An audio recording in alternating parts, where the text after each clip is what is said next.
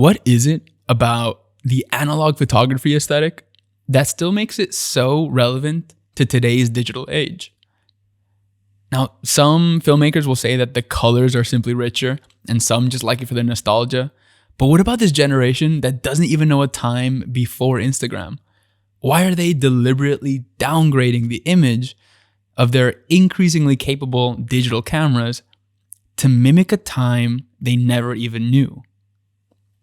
I think it's so fascinating, and maybe you could think that the imperfections of film have a charm to them. And maybe that's even a really wonderful way to look at life, that the imperfections are the charm. But maybe there is a truth to the idea that we seek a representation of moments through color and grain that almost make them feel better than life. And our guest today is Flambo, who's a photographer filmmaker here in Stockholm that has been doing some of the coolest film emulations I've seen so far. He does a lot of branded content work for fashion and editorial clients. And if you study his craft, you'll find that he injects artistic expression into mediums that you and I might take for granted. He'll make an Insta story that makes you feel like you have to watch it twice. His work is a love letter to 16mm film and Super 8 memories. And he makes the mundane metropolitan life feel like a cinematic playground.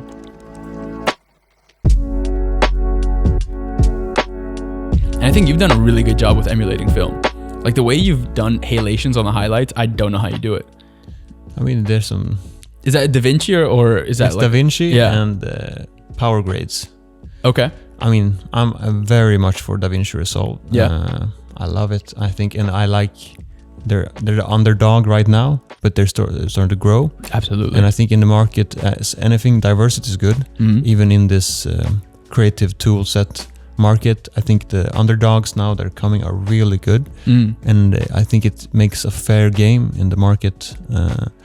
And DaVinci is good. And basically what I do is I use power grades, which is beyond LUTs. It's more like a not heavy LUT, but it's more, DaVinci. Have you used DaVinci? Yeah.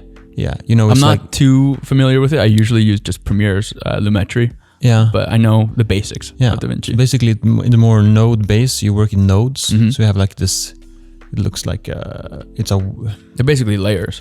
It's layers, and you connect them with like small connections. And power grades is where you make the halation, you make grain. I started using the internal grain in DaVinci. Like they have like some kind of grain plugin. Yeah. And those halations, though, I see that they only affect certain highlights. Yeah. Are you doing power windows or how do you doing that? Yeah, I mean it's you mask out with like Luma key. Okay. What? Oh yeah, of course. Qualifier. Yeah. And you mask out stuff and. So certain values only have those halations. I promise you, right? Like if you search for halation on YouTube, DaVinci, or like they're super easy. I was like before, I was like, the fuck, how do you do this? Yeah. And everything's on YouTube. When you find a name halation, you're good to go. Yeah. That's the beauty of today as being artist, work with code or anything. As long as you know the name of what you're gonna learn, type it in on Google, you will find the information. But who needs film school? I mean, you went to film school, right? I did, yeah. I was lucky enough to go to LA for film school. Dream come true. How long have you been in the game? That's also super subjective. I would say it would have started right after film school, which was 2018. So I'm 25 right now. So you've been in a couple of years. Yeah. Same as me, but I mean, I thought you were in longer because I feel like you have matured more into it. Perhaps. Because I start to realize now I don't want to have a trauma on set. I have... Okay. Like, now I'm marketing myself really bad, but I'm an honest person. Like, please, yeah. I mean, I've learned a lot through mistakes with like batteries and hard drives and all kinds of scenarios. Me too. So I've learned through the hard way with those kind of things. But those mistakes happen and they'll never happen again. That's the thing. If you get burnt, you get burnt. And luckily, you maybe... with some clients, it's not like the most high-end jobs. So you do it early in your career, and you can go through it, and you can just evolve from that. That's why I always advocate for film school, because you have like a safety net. Yeah. You get to go to school with other creatives, and of course you're going to make mistakes. Like you're going to forget a hard drive, or you're going to format a card when you're not supposed to. Better to do that for a course, and you might get a low grade, than like for a client. Yeah, that's low like grade, like is compared to disappointing a actual person in real life. It's, you know, I think it's worth going to film school, and a lot of people will argue like, oh, the same money for that you can go to school. Yeah, but for that reason, I was like, oh, I'm not gonna learn anything in the film school, but that's what I'm gonna learn. And for me, that's gonna be huge. The mistakes, you mean? I mean, for me, just learning, planning, all those kind of things, you know. Yeah, and it's also about the people that you meet. But yeah, I was super lucky. So I went to high school in China, as I told you, and there I studied IB film. Did you take IB in high school? What's IB? IB means International Baccalaureate. So it's like a high school academic program that a lot of universities in the UK and Europe use to gauge if you can enter a university or not.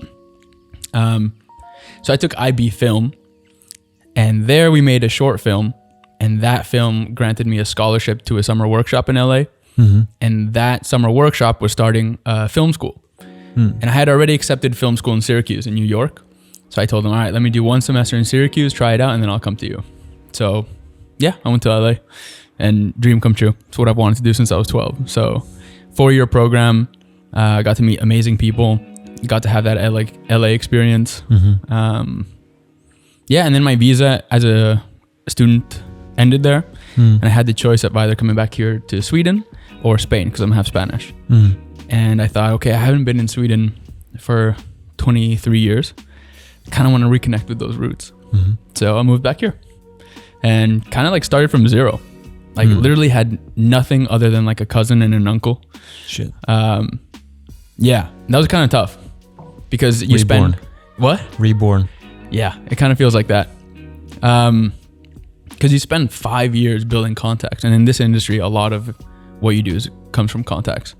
So to give all of that up and start again was like, man, I'm not going to pull through.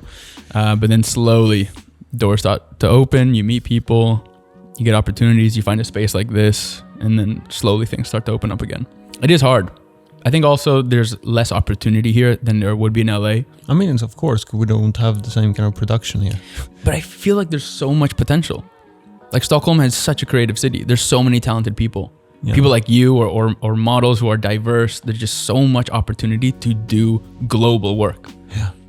So I'm hoping to be part of the wave that allows that to happen. And Sweden has a good reputation around the world. People love Sweden. Swedish people go abroad always like, oh, Swedes. Yeah. You know, it's very hyped. IKEA. It's like, yeah, exactly. Yeah. No, I think also our values are quite nice. And our eye for design is quite unique. Yeah. And I think it's highly valued in places like the US. So I really see a lot of potential for the Swedish film industry to be a really profitable market for Sweden. Yeah. I just want to see what I can do to kind of help that go along. Yeah. Yeah. I mean, shit. I peeped your website and the cowboy movie. Yeah, that's in commercial. Dude, thanks, man. No, but I'm seriously impressed, and thank you. I didn't know this kind of people lived in Stockholm. I mean, besides, I know like on my hand a few or the cinematographers here in Stockholm that are like the guys or whatever, and then I saw the thing is your style. I mean, we have a Stockholm style, I think, that is set by a couple of people here in Stockholm, but your style was like, I was like, shit, do we have that kind of style here too? Like, I mean, the only reason that project looked good is because I had a great DOP, Tommy Oceanok, did such a good job, so nice to work with. And I think all the best works that I consider I've done come from just having a good team. Just having that communication, just feeling good with each other. Yeah, good team is everything, you know? Yeah. But what makes you think that it's like different to Stockholm? Is it just how like American it looks, or? And I like the American, you know, the American style. I don't know. yet again, it's the tones. It was so brown. Yeah. The sounds. I mean, you had a good sound guy on there. Editor, the great editor, Stephen Boyer, did a great job. Like, thanks, man. I really love that project. I looked at it briefly, but I'm like, shit, you know, like, now I'm really hyped for this podcast, you know. Yeah, dude, I'm so happy to have you here. What would you say is your niche creatively when it comes to video? To video, working like portrait style with clients. Like if it's in fashion, I can do a pretty good like one man kind of situation where I direct and hold the camera. And I think that's kind of style a lot of people are getting into it, and it's very new compared to, you know, back in the day when you had to have 10 people film crew to just make a little interview or something. Now you can do very guerrilla stuff by yourself. And from that standpoint of where we are with technology and like one-man band, you can niche. I mean, I think you niche a bit into like underwater or like by the beach kind of stuff. I've seen a lot of that stuff. Like that's a niche. Some people go, you know, on a boat or what's it called? Skiing on water. What's it called? Water skiing? No, not on the waves. Surfing. Okay, yeah. I went Copy. the other way around. You know, like snowboarding on the waves? Yeah, but like snowboarding on the water. I get you. Surfing is like another niche. Yeah. You can, and then you can add on to that niche, like, surfing and with gimbal. Yeah. Shit. Now you're in like higher tier. I mean, technology now is getting so accessible. Like drones a couple of years ago were helicopters. Like to get a drone shot, it meant writing in the script helicopter shot. And like you said, with like gimbals as well, to have a Steadicam operator and an actual Steadicam. Now, like a DJI Osmo, or just like these tools that are so easy to use. What do you think that means for brands and like the way content is produced? Because before you would have to hire freelancers, like a whole production company. Now you can hire just a single freelancer, or you employ them. Like they're part of the brand as like the multimedia director or like junior videographer, senior videographer. I think quality of stuff has gone down a bit in the latest years. It's been more like messy. What do you think that is? Because it's what it is. You put in a lot of times young people like to do a lot, and I mean, it's gonna get messy, you know. When the one guy is gonna operate the camera, and he's also gonna do the interview and lighting and, you know, like all the layers by himself. It's gonna take down the value a bit. Okay. Not take down the value. I mean, take down the overall quality, and it's gonna get a little bit messy. But on the other hand, it makes for nowadays you want to have more authentic content, you know. Agreed. A lot of, I know when I work with different brands, you know, UGC, user generated content. Oh, okay, yeah. As an editor, you can now, if you're in a brand, you know, you pull in content from your not clients, what you customers, audience, and you make ads out of that, you know. And you do a little creative editing and so on, and then you have a new ad. You don't even need to make content anymore. Do you think it's because people are just so used to iPhone photos and videos now? Like that quality has become standard in their mind. Like the fact that some people prefer an iPhone photo over like with a proper DSLR. Do you think it's because of that? We're so used to seeing those images? I think we're familiar with stuff, you know. We have this in our psychology that we like what we're familiar with, and I think a lot of young people nowadays, they're familiar with TikTok and you know, the whole musical thing of making dances, you know, that's a big thing. Now I feel like I'm super old when I tell like, the dances and stuff. No, man, I think TikTok is super relevant. But I mean, we all know, even though we are like slightly older, we know that TikTok is more relevant than all the other things, platforms.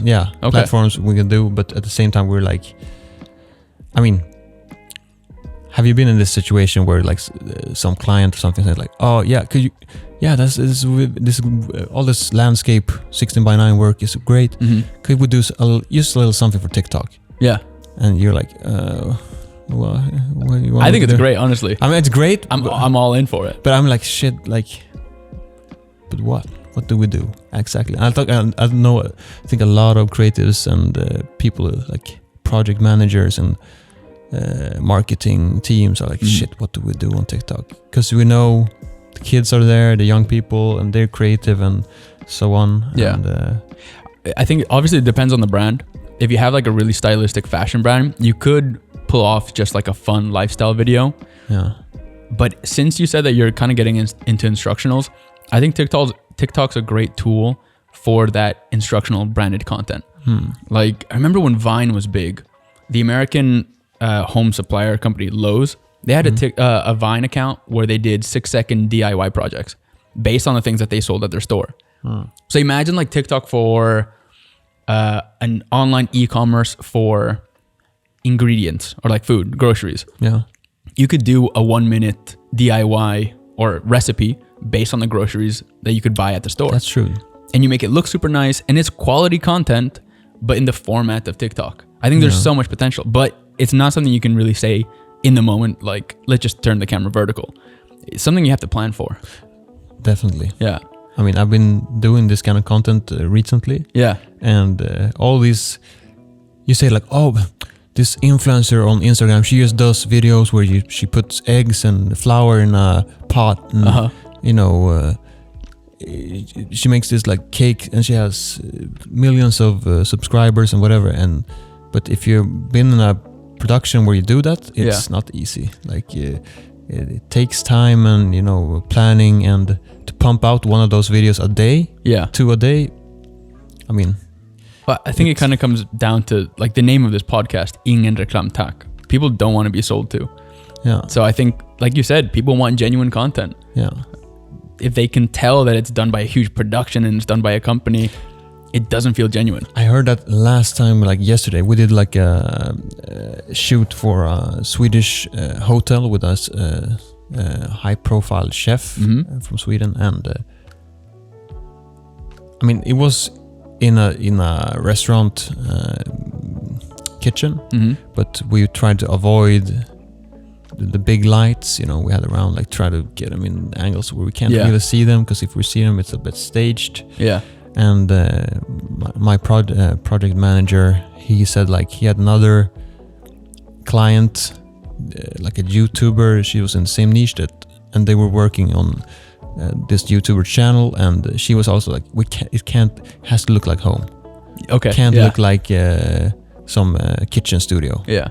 Because no one is doing that anymore. We have gone past the age of studio, and I don't know, what do you think? I mean, you're into fashion a bit as well. Like, I mean, I can't say that I'm fashionable, but I can really admire what fashion stands for a lot of people. And I'm thinking like, is that gonna go away from fashion as well? Like, because it used to be like, oh, fashion, like all this. The glamour.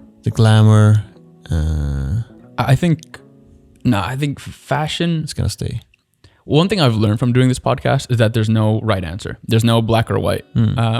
So I don't think the glamour side of fashion is going to go away. I just think there's going to be a bit more of a surge in at-home kind of videos. Like, you know how many people do the outfit of the day videos or like outfit of the day photos on Instagram? That's a part of fashion, man. It's just a different way of distributing that content. And it's very more individual, like, this is me. Yeah, like I saw that video you did with COF. What was that? It's on your YouTube channel. What's his name? I just don't want to mispronounce the name. It's a persona name that he created. Who? I think he's British, and he came to Stockholm. Isakov. Yeah, that guy. Yeah. Yeah, the type of content he does. Like, that's a new way to do fashion. Yeah. I remember when he came to Stockholm, like, I just heard that this guy come to Stockholm, like doing this concept of, what's it called? How much is your outfit? Yeah, exactly. And I looked it up and, oh shit, he's done it with Drake and everyone and has a big following. And I actually just somehow DM'd him on his way when I was like, have to do like a YouTube thing about you. And he was like, sure. And he told me about his life. And the story of him, Iskov, was basically he was in college and he's picked up a small VCR camera, not VCR, maybe like digital video camera, like a handycam or something. Handycam during like college, and like started documenting a little like shenanigans around the college. And he picked up like he loved the hype culture and hype beast stuff, and he started documenting it, that Gary Vee style, like, documenting what you like, and it just picked off from there. That's all it takes. What kind of future do you see for social media content creation? Is it going to go more TikTok, like Reels? What do you think? Video is going to have more importance? Vertical video, and the format's getting shorter and shorter. Yeah. I mean, we're now down to 15 seconds, and can I contest you on that? Yeah.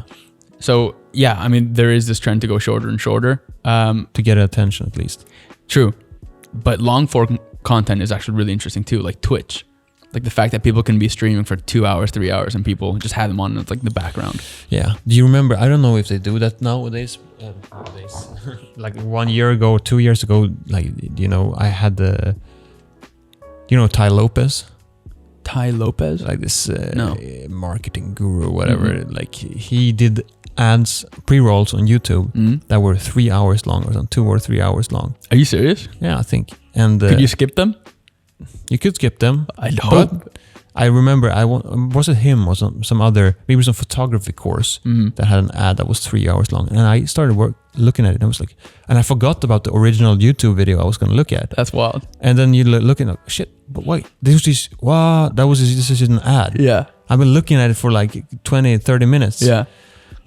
So I mean, that's wild. Yeah. Long format can also, but I think, it depends on who you're targeting. Are you targeting a warm client, a warm customer?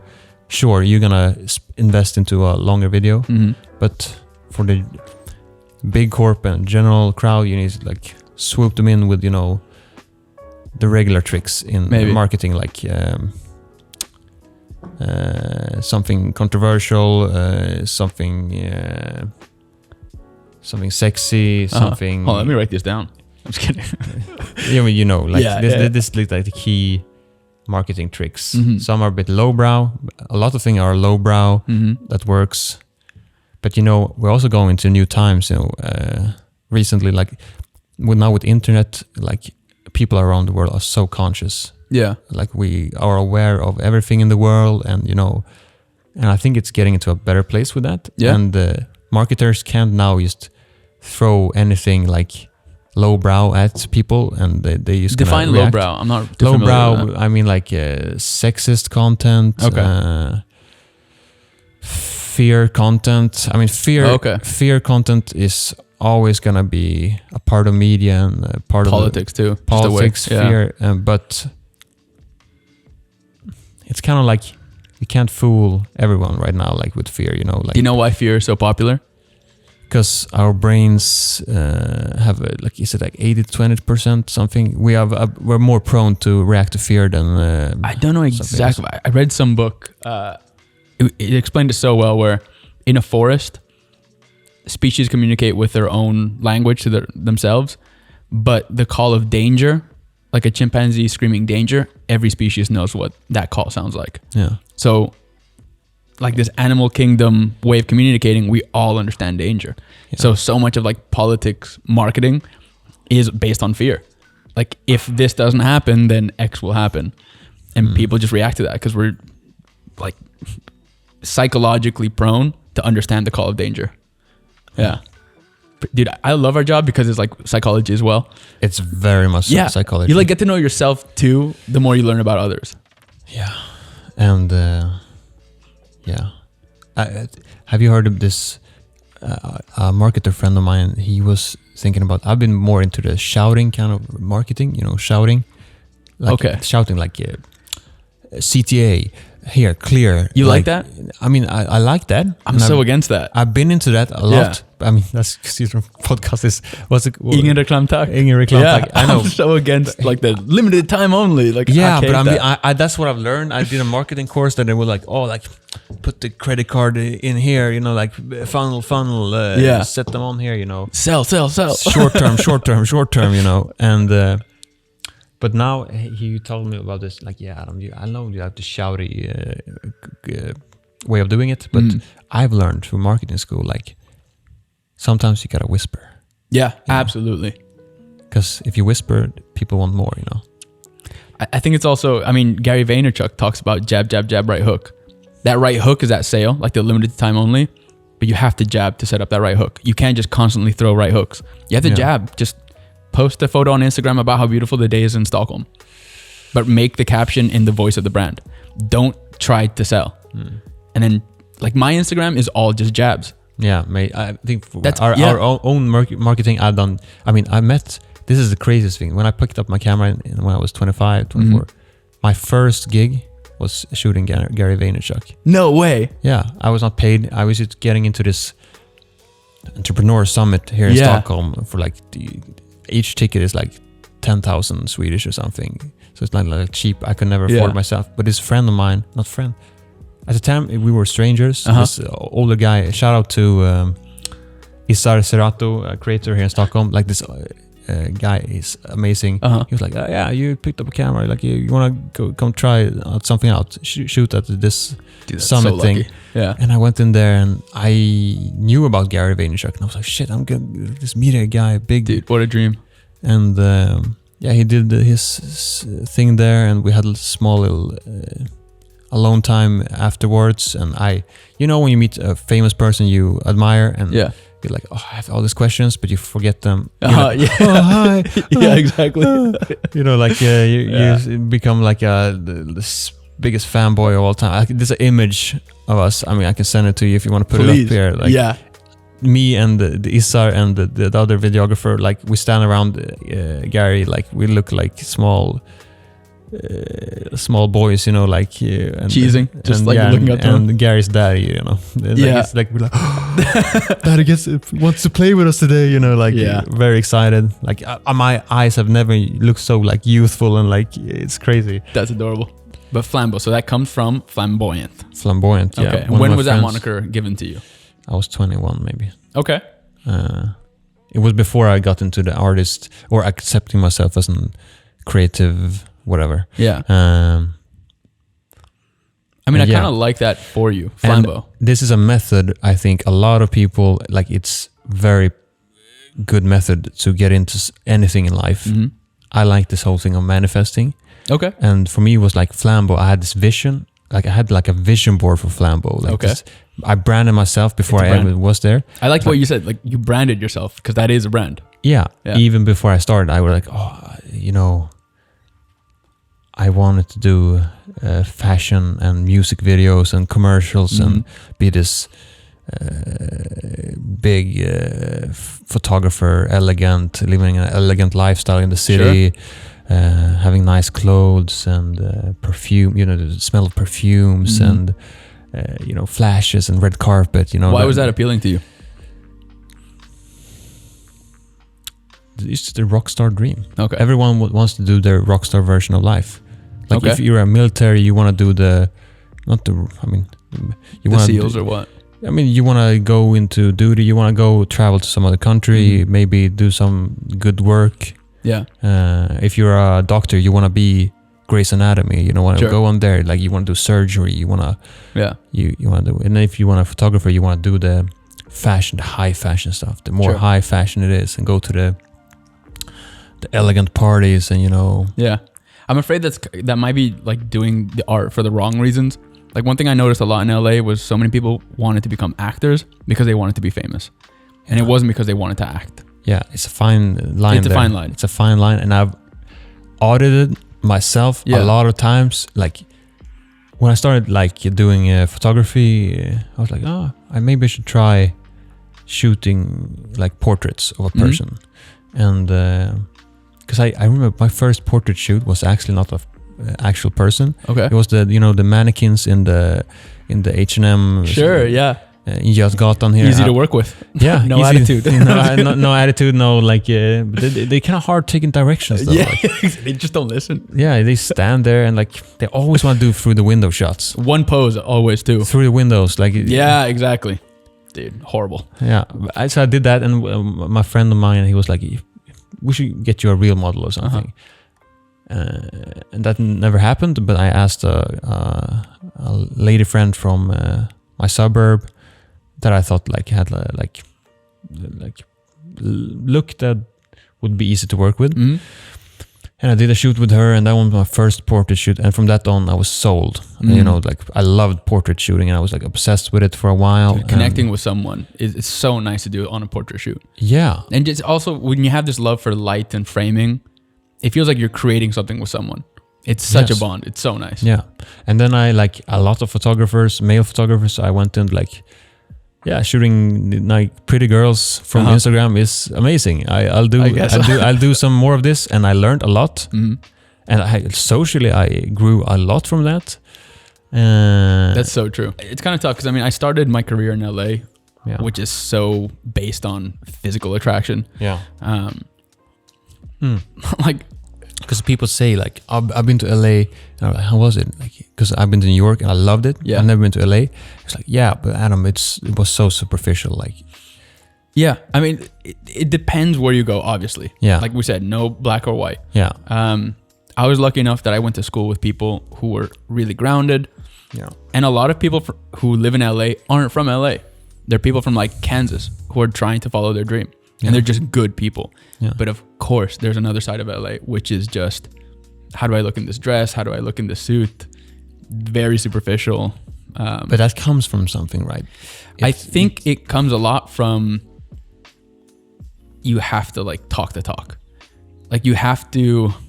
But it's true though. Like it really is. You know, as being in this industry, you have to show up things, show your best side at all times. Sure. And that I understand how that in a big city can just become a culture that just goes over the top. Like people renting Lamborghinis just to show up to a party. Like just to drive up to the party and then the next day return the Lamborghini. It's just too much. Plus I think when people find out that that's not really you, it's hurting you more than helping you. Then you really like... Plus the bonds you create with people are during the times of struggle. Like all my friends from film school, we created those bonds because we were working as PAs on sets, like getting coffee, working late 14 to 17 hour days. That's the best connection. Like because we're entering the industry together. We go through the mud. Exactly. I really just be genuine the whole time, and you can show that you enjoy a bit of like lavish pleasure. That's fine. But always just be genuine. But it's very hard also. But I mean, like from a freelancer perspective, I realize when you go to this more posh venues or like more exclusive places, it's very hard because it's already very pushed. From the beginning, this is might be in my head, but everything is like so costly and pushed that it's not genuine, and it's hard to make that genuine. You know. I feel like when you go to a like exclusive event, you mingle with some people, but there's no like you can't. Everyone in there has invested too much. I feel like it's like everyone is invested in being there. Everyone has this grand plan of meeting and networking. If everyone goes in there like, I'm gonna network the shit out of this place, then no one's gonna get a connection with anyone. And that's maybe what's happening in LA. Like people go into a venue and like, I'm gonna network, I'm gonna get jobs out of it, like everything, and then the real connection comes with people on the day after when you're hungover and you're on a set and like people is trying to get things done, and then you get a connection with someone and become friends or whatever. I feel like it's also just a creative spirit as well. Like us as creatives, a lot of us might start off struggling. That's how you make bonds, man. But more about your personal projects. So how do you pronounce it? And I said Anemone. Anemone. And it's funny there's an Anemone because one of the voice actors I hired to do the voiceover on this, there's no voiceover on the project now. Oh yeah, because I saw on YouTube. It's mute. But funny story. I hired, because when it was done, a lot of people, not done, but like I was in reviewing phase. A lot of people like, oh yeah, you should. Why don't you have any voices on? You should do like voiceover on the. And I was like, is that a thing to do? And they were like, yeah, that's common. It's really hard to make it look good though, the ADR. Yeah, we're like, they do it on production, like Hollywood productions all the time. And I was like, all right, I'll try it out. So I went on Fiverr and hired some talent. And I mean, respect to the Fiverr community and the people that actually did this, but it didn't. It was hard to. I wrote a whole direction for both of the talents, but it just came out and they didn't hear each other's performance, so everything just went in a way. But about that project, it was my first short film, and what was that experience like? I want to know.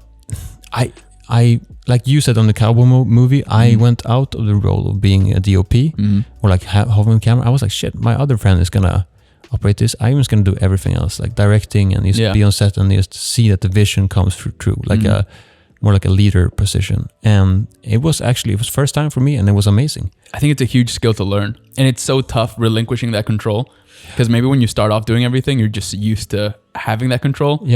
When you start to trust other people, I really think that's when the best work starts to go. Amazing. And shout out to Ben, my cinema DOP there. And he's like you, he's very like planning and structure, and it was a nice mix. That was the first time we tried out working together, and he's like, we're very different, but I think it was the best just because I didn't have any ideas on set. It was like you said, like everything was planned before. And we just executed and everything went smooth. And did you do a storyboard, or was it in the moment? It's a lot of storyboarding. I developed character development even for it, and I think that's great to do. It's fun also. What about the process of making a short film did you enjoy the most? Out of everything from writing it to storyboarding to talking to your DOP? I like the first session when you're with your coffee and you have that like... Everything's possible.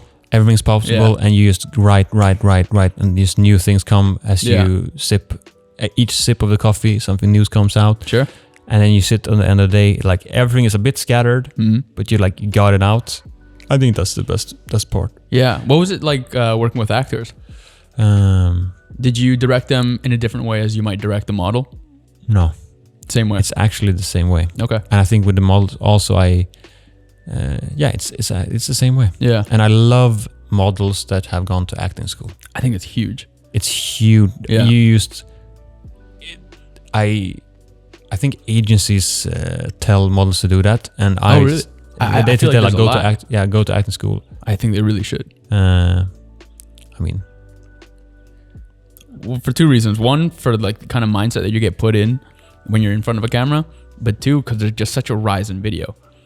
Like for models to have acting background, they get a gig on a commercial. Yeah. That's how you make bank. Like that's how you do video. Like I advocate models to do video portfolio. Yeah. Like I advocate people when they apply for jobs, like any kind of job, have a video in your like your resume. You're real. You have a video. Of yourself. And I've done it applying for work as well, like just talking to a camera and like, hey, my name is blah blah. And you know, a lot of work nowadays, they they require you to like shoot a video on like your what's it called, webcam. Yeah, I get like, to talk, and I understand why. Like they want to see someone personality. I had one episode where we talked a little bit about like the future of modeling. I think personality is going to be more and more valuable, and that's you get through video. Yeah. I think it comes from the need for video. But what are your plans for the film? Are you going to send it to festivals? Are you going to... I just released it. I was thinking about putting it to festivals. Yeah. But I didn't. I think you should for your next one. Because you have resources like Film Freeway where you can apply to festivals around the world. Yeah. I'll send you the link. We should do one together. Yeah, I wouldn't mind. Yeah. But really, send it to festivals. Get it seen by people. And if you can, go to the festivals. Because again, the people that you meet there is great. Yeah. Also, I know this will sound so superficial, but the laurels that you might get really add to your brand. The laurels are like, you know, like the leaves that say like official selection or like third place, first place winner. Oh, the small like stamps. I know it feels so superficial for us, but oftentimes clients might see that as... Yeah, but I mean, it's like a badge. It's like your military badge. Sure. Like Purple Heart, whatever. Yeah. And a lot of these festivals are free to enter. Yeah. You can pay for some of them to enter, but a lot of them are free. So if it costs nothing, dude, put your work out there. It's meant to be seen. Yeah. I know you say you do art for yourself, But I think art is meant to be seen by others. I think that's how we want to communicate. My favorite, you told me that you're a bit religious as well. My favorite quote of the Bible is what I think is a marketing quote. What's that? It's a city set on a hill. What's it called? A city set on a hill cannot be hidden. Oh, okay, I'm not familiar with that one. It's for like, it's Matthew or something. A city set on a hill cannot be hidden. And how do you interpret that with marketing? It's if you put yourself out there and you have talent or like you have a good intention, you will get seen. Or like it's gonna happen, you know. But you have to put yourself on that hill, you know. Build your city on that hill. Dude, that's the hardest part. Is like the first step. Yeah. Like deciding to set up a camera on a tripod and start a podcast. Yeah. Hurts so much when you start off, but you just get in the rhythm. Like I'm sure that was the same with the YouTube channel. Yeah. The first video might be so tough to start. Yeah. But you have to at least start. Yeah. I think that's a great place to end this off. One thing I want to know from you. Yeah. Who's someone in the industry that deserves some positive attention that people should check out? I look back, there's been this one model, a girl here from Stockholm named Edith. She was not my first model, but she was very early, and we had very fun shooting. I think she's gorgeous, and she really believed in me in the beginning and like saw my vision, and I think she sparked. I mean, she was fun to shoot with because I thought she was beautiful, but also I felt like she genuinely understood where I was going with stuff. And I mean, she's all over my Instagram, and good teamwork. I mean, it's called a muse, right? A muse, you know. Like yeah, totally. And I now understand like Da Vinci's muse, like all this artists had a muse or whatever. You just get each other. Is she based in Stockholm? She's based in Stockholm, and she's, I think, she's great. Awesome. Where can people find you? What are your social medias? On Instagram at Adam_Flambo. Flambo is my artist name. Self-taken, I think. Okay. Yeah, I made it myself. Nice. But like I told you, like I believe in make a name for yourself. Pick a name for yourself other than your birth name, and build a character on that name, and just go. Live, like act out that new persona, and like everything will fold your way. I love that. And website, flambocreative.com. Fantastic. Cool. Well, thank you so much for coming today, man. Learned a lot. Appreciate it. Should we take the thumbnail photo? Yeah, sure.